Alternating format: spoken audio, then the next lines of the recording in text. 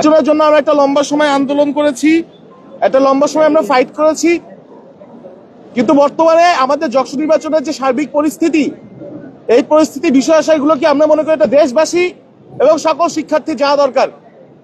আমি কিশোর আঞ্জুম সাম্য, ছাত্র শক্তি সমর্থিত ঐক্যবদ্ধ জবের বেল থেকে ভিপি পদপ্রার্থী।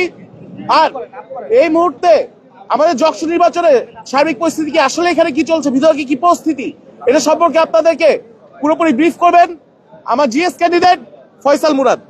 শুরু করো। বিসমিল্লাহির রহমানির রহিম। আপনারা জানেন আমাদের বহুল কাঙ্ক্ষিত যশোর নির্বাচন আজকে অনুষ্ঠিত হচ্ছে। আমরা প্রত্যেকেই উৎফুল্লিত ছিলাম। আমরা প্রত্যেকটি শিক্ষার্থী তাদের ম্যান্ডেট দিয়ে কালো টাকার বিরুদ্ধে এবং পেশি শক্তির বিরুদ্ধে ভোট দিতে চেয়েছিল, কিন্তু আজকে আমরা দেখলাম যে সকালবেলায় ক্যাম্পাসের বাইরে একটি অপ্রীতিকর ঘটনা ঘটলো।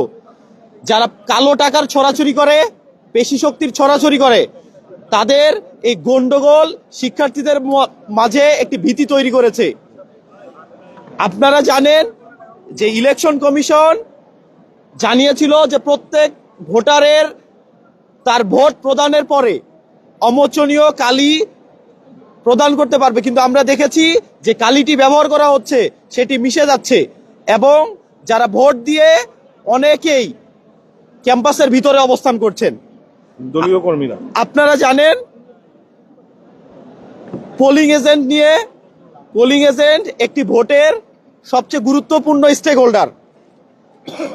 কালকে রাতে 1টার পরে পোলিং এজেন্টের তালিকা প্রকাশ করা হয়েছে এবং সে তালিকাটি 29 তারিখে, আমরা যে তালিকা দিয়েছিলাম 30 তারিখে ভোটের জন্য, সেই তালিকার প্রেক্ষিতে তো ইলেকশন কমিশন যখন তালিকা প্রকাশ করে, এরপরে রাত থেকে সকাল পর্যন্ত 7টা পর্যন্ত আমরা ইলেকশন কমিশনের সাথে যোগাযোগ করি, কারণ আমাদের অনেক পোলিং এজেন্ট ঢাকার বাইরে চলে গেছে, অনেকের অন্য কাজে তাদেরকে অ্যাসাইন করা হয়েছে।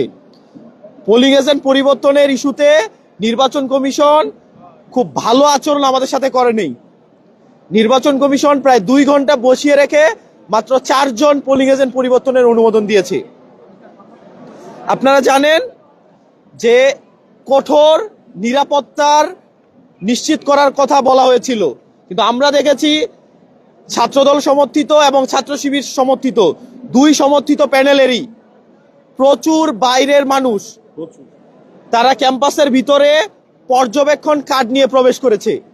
কিন্তু ইলেকশন কমিশন গতকালকেও আমাদের সুস্পষ্ট করে বলেছিল যে 5 জনের বেশি পর্যবেক্ষণ কার্ড নিয়ে কেউ প্রবেশ করতে পারবে না।